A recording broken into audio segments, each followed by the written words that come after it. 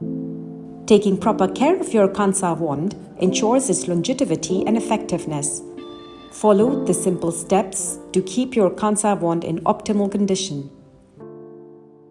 Start by cleaning your Kansa Wand after each use with a soft cloth or cotton pad damped with warm water. Gently wipe both ends of the metal surfaces and handle, removing any oils or residue.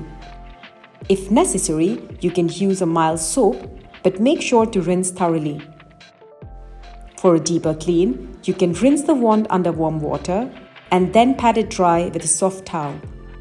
Ensure the wand is completely dry before storing it. Store your Kansa Wand in a cool, dry place away from direct sunlight and moisture. A cloth pouch or a dedicated drawer works well to protect it from dust and scratches. With proper care, your Kansa Wand will work its magic on your skin for a lifetime. Thank you for watching. For more tips on the benefits and usage of our Kansa Wand, check out our other videos on our page.